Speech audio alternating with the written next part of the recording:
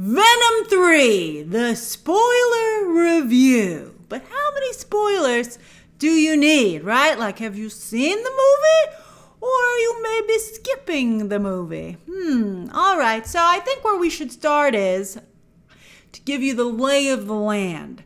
Kind of how the movie is constructed. I mean, I think, like if you're not a comic book fan, I think that you might think this is okay. I don't think that many people would want to actually watch this, but if you were approaching telling this story as a non-comic book fan, you might be like, hey, I fit everything together. But obviously a comic book fan would be like, what did you do to my characters? All right, so the basic setup is that Knull, the dark god who created the symbiotes, is trapped in a prison by his own creations. The symbiotes rebelled. They trapped him in this space. He's like covered in symbiote gel or whatever. I don't know why it's, they don't explain if like Venom was the leader because, all the goo is black, right? Like Venom. But he's been left there. And the only way out is a key, which is called the Codex, which is created when a symbiote host dies and then is brought back to life by their symbiote. And since Eddie Brock died in a previous Venom movie, I don't even remember which one. Eddie didn't remember either. There is a codex. They're a codex. They've created a codex together. I thought that was a funny moment where Eddie's like, good, one of us just doesn't have to die. And Venom's like, except you remember that time that you did? And I was like, that's pretty funny. Now, with this information, if Knull's enforcers, Xenophages, weren't just mindless, vicious hunters, they could find another symbiote and host, or find a symbiote of hosts, wait for them to bond, then, emotionally, then kill the host, which would trick the symbiote into bringing that host back to life because they like them so much, and create another codex. I don't think they ever said it was specific to Venom, but then, maybe nobody has a bond quite like Venom and Eddie. Or maybe this movie just doesn't have the time or inclination, aka interest, for a complex storyline like that. It doesn't even have time to really make the point that Eddie and Venom do have a special bond. I mean, they kind of make that, but not in the context of that's why they're the Codex. I mean, I only thought of that when I was writing my notes, and I was like, oh yeah. So I wish, could take a little more time and maybe, make this a little bit of a better movie.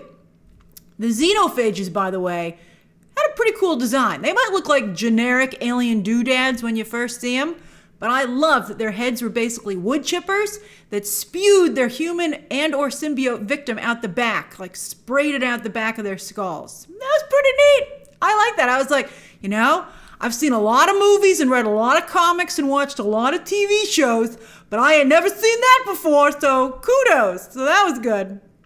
Now, the Xenophages, I have seen this before. They can only see Venom and Eddie when Venom is fully formed over Eddie, because that's only when the Codex is active. So they can only see a Codex. Like the whole world is just like static to them, but when the Codex comes online, they're like Leonardo DiCaprio. And they just rush and go and find it almost immediately. These things can really move. So that's why Venom doesn't form for most of the movie, because, if it's just Eddie and like parts of Venom, that's why Venom can be a talking head. They can't be seen by the hunters, and so they're safe. So that's how they get around having to have too much Venom and VFX in the movie. They're on the run for what happened at the end of Venom 2, where it turns out that Eddie has been blamed for Detective Mulligan's death. Only Detective Mulligan ain't dead, thank you very much, or I guess he would have formed a Codex. He almost died. He was brought by Stickland. He acquired him and brought him to Dr. Payne. Get it? Dr. Payne, but spelled with a Y. Oh, hilarious. For her studies in a top secret lab that's underneath the Area 51. Like, you think Area 51 is crazy. Wait till you see what's deep underneath it, where nothing can find them, I think the Xenophage found him. Xenophage is like 0 stars for security. Thank you. But they're supposed to be hidden from anybody. No one could see them all the way down there. So they're underneath Area 51. And Dr. Payne has assembled or collected, she's like Ariel the Little Mermaid. She's got a lot of thingamabobs from space. She has all the symbiotes down there, but no hosts. And that's why she wants Mulligan, because Mulligan has bonded with a symbiote before. Apparently, she doesn't know these things will bond with anything, but of course she does find that out by the end of the movie. So she bonds him with Toxin. I don't know what happened to his original symbiote, whatever, to get some answers. You know, Toxin's basically like, Voldemort. We'll talk about Toxin a little bit in a minute. But Dr. Payne has her own history, thank you. As a tween, this is so silly. All right, as a tween, I'm going to try and do it with a straight face. As a tween, she and her brother, her twin brother, thank you very much, were on a beach, of course, talking about what they wanted to do with their lives. And he seemed to say that he wanted to go to space, but she interpreted it, I guess she couldn't get into the astronaut program, as study space on Earth. But anyway, he was the one who was really interested in aliens and space. But as they sat on a CGI beach, they were caught in a lightning storm. Of course they were. And as they ran, they held hands. And when they were struck by lightning, it got both of them. And it killed her brother on the spot. But she was left with this very ornate lightning scar that looks like lightning that you only see one time in the movie. Whenever any other time, it's perfectly covered up. But she's got it. She's got it. So this is the type of movie it is. Very 90s, comic book adaptation. It's like, I think it's funny to me, but also a little sad. I guess at this point we just have to laugh. But it's very much what somebody who doesn't read comics thinks comic books are. They're like, oh, don't you love this? And you're like, I'm not 5. And they're like, but isn't that what comic books? And you're like, no, did you actually read the comics? Or did you just look at some covers and make some unfortunate stereotypes? All right, so now the old Area 151 site is finally being closed down, which is stupid, but they're like, well, we're tired of all these people poking around here. But there's one last poker. It's Hippy Martin, played by Rhys Ifans, who is taking his family on a road trip to see the place, Area 51, before it's shut down because he's always wanted to see an alien. Oh, where do you think this is going? You're right. All right, so the family comes across Eddie, who again is on the run, and they take him in. And I thought that interaction was actually pretty funny. Eddie, and particularly Venom, is not very much into their kumbaya lifestyle. And obviously the teenage daughter is like, I don't think we should pick up this weird guy in the woods. But, it all turns out just fine because it's a movie. So they take him in. They have some nice conversations, which we'll talk about in a moment. And they drop him off in Vegas for that little nugget of fun. I liked that sequence, so I'm glad they did. Before all the characters converge once more in the top secret lab to stop Knull from killing, well, it turns out everything. They're all on a collision course, right? Now, this is where there's a super cool sequence where all the symbiotes are released and they bond with various humans to take on the Xenophages, because once Knull realizes that that's where the Codex is, he sends a bunch of other Xenophages through the rip-off Marvel Sparkle Circles. So how do you stop Knull? Well, you don't want him to get the Codex, because that would release him from his prison. But the only way the Codex can be destroyed is if either the symbiote or the host is killed. Awkward! Who's it going to be?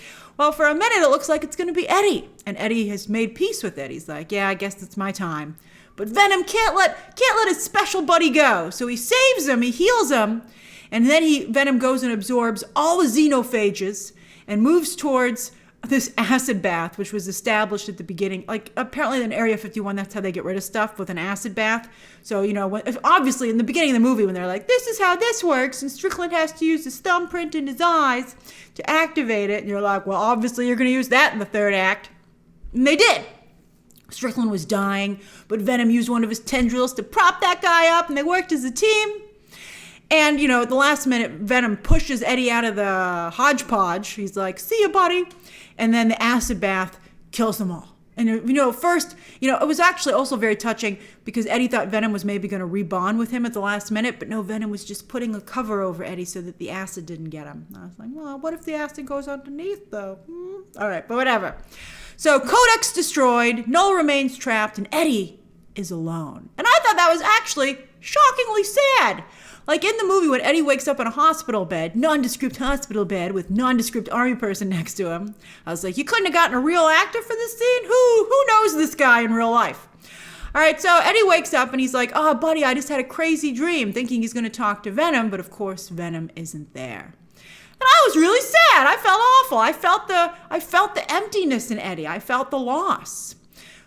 But then they did something really stupid. So Venom had wanted to visit the Statue of Liberty. There was some thing where Eddie was like, let's go to New York, and I have a contact there who could maybe help us get out of but the military, don't worry, expunged his record, so he's fine. But he goes to New York anyway because he promised Venom they'd see the Statue of Liberty. Because Venom loved the fact that the Statue of Liberty welcomed travelers from far away who were under siege. And of course, why wouldn't that apply to alien travelers as well? But Venom didn't make it. So Eddie goes to see Lady Liberty by himself, but he doesn't pay for the boat ticket. He just looks from the shore. You're like, come on, Eddie. All right, so he's looking at the shore, but as he walks there are flashbacks to some really corny music of like him and Venom in slow motion over the course of the 3 movies bonding. And my audience was just guffawing hysterically at this sequence. And it was very stupid. You know, I didn't laugh at it. I was just like, what are you guys doing? Did nobody watch this back? But the first time when Venom chose to sacrifice himself, I did get me in the feels. I felt it. And again, when Eddie woke up alone, I was like, oh, give him his friend back. All right, but I think the real thing is Tom Hardy's like, I'm done. All right, so it's like a little bit, at least he didn't kill Eddie, That's one up on Harrison Ford. All right, so let's talk symbiotes. Oh, the only real reason to see this movie if you're a comic book fan. Oh, how I wished I had my symbiote watching guide as they emerged in the wild. I don't think any of them were comics accurate, and they didn't intend to be. But they were a rainbow of symbiotes, and it was fun to see. How did they get out? Well, Dr. Payne's assistant realized this was getting pretty serious, even if Dr. Payne did not. Dr. Payne was one of those for science people. And so Dr. Payne's assistant secretly was able to transfer Venom to Eddie via herself. That was a cool moment. I like that. And you think, oh, that's all we're getting of Lady Venom? But no! The lab assistant, later bonded with another symbiote and went full-on symbiote. It was really cool to see. She looked great.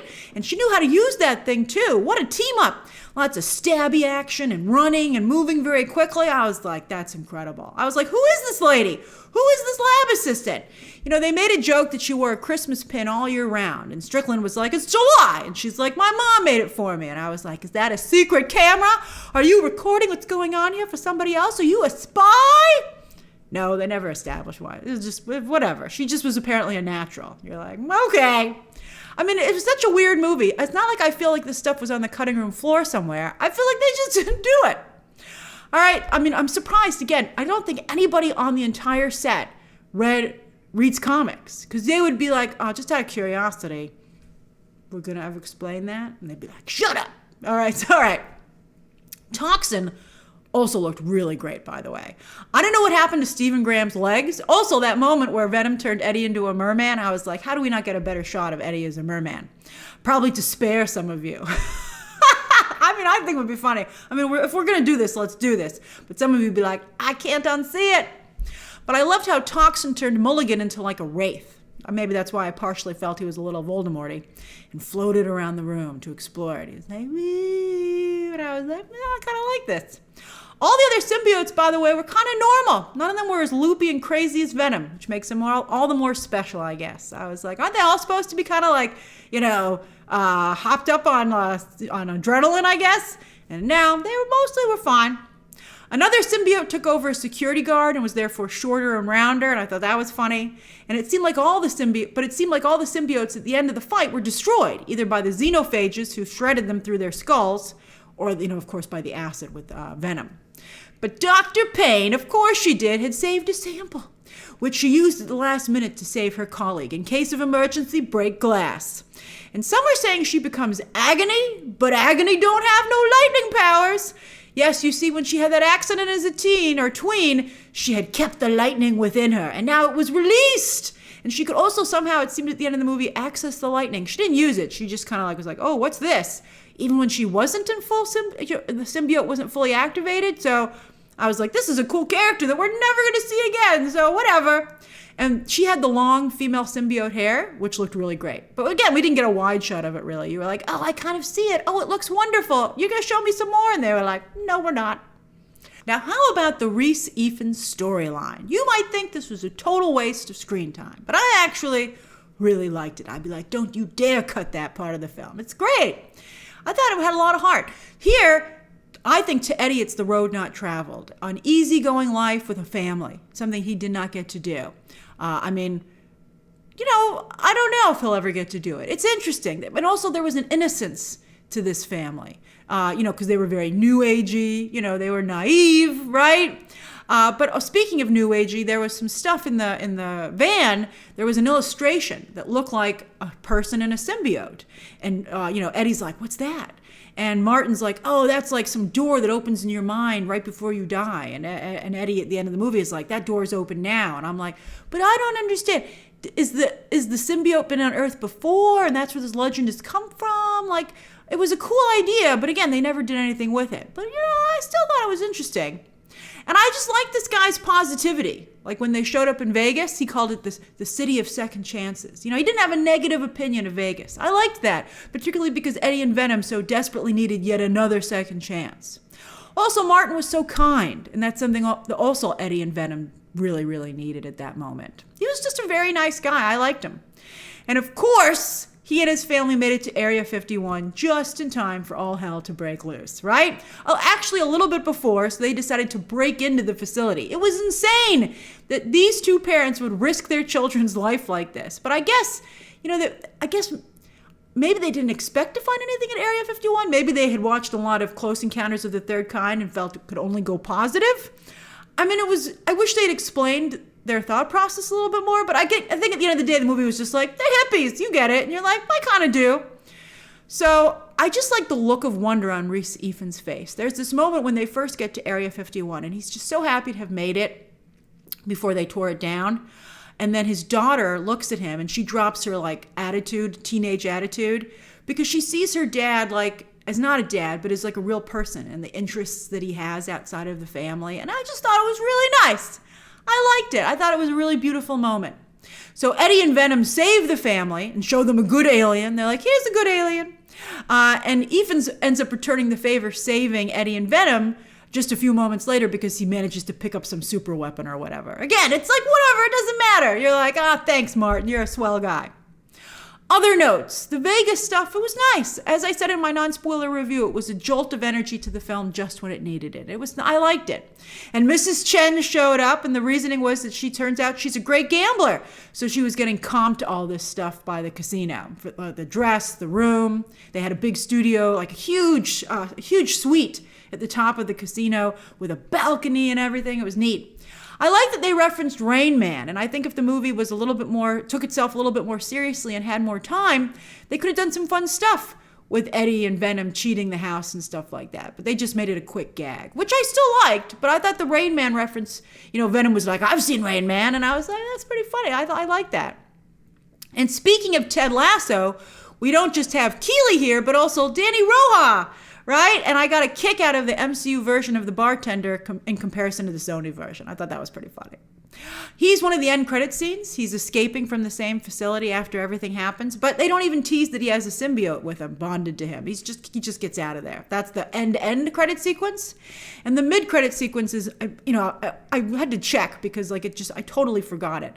But it was just Knull being upset. He was like, no, and they showed a quick shot of his face, and it was just like a totally CGI face. It wasn't even, there's no Andy Serkis in there. And Andy Serkis is like, my bank account begs to differ. I am in there.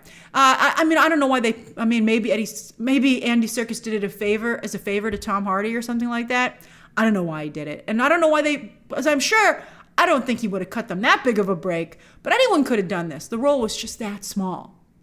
Oh, and there's also this shadowy organization, literally in the shadows, that is not only tracking Eddie throughout the film via security cameras across the globe, but also Stickland is apparently working for them. At one point, he communicates with them, and he's like, do you give me permission to take over this facility? And they're like, yes.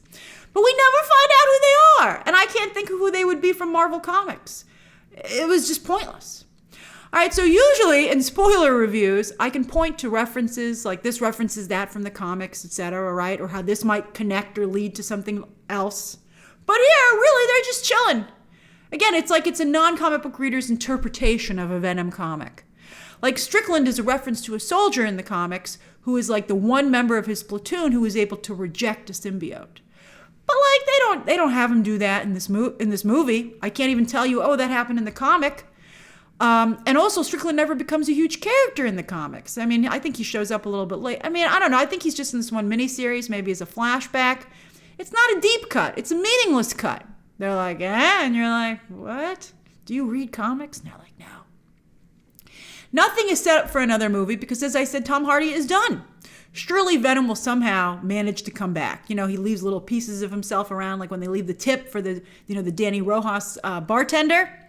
There's a little bit of Venom left on there. And so, maybe there are bits and pieces of Venom all over the globe. I'm sure they'll come up with some way for him to come back and bond with someone else.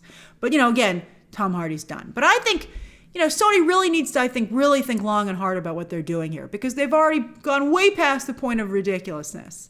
And I think what's kept them going has been box office. But as happening with so many franchises, they're just pushing the audience too far and they can't even get box office anymore. I think also toxicity. I think Star Wars was the first to be like, whoa, we better take a break. And, DC's rebooting, kind of, which again is a mistake, not to totally reboot.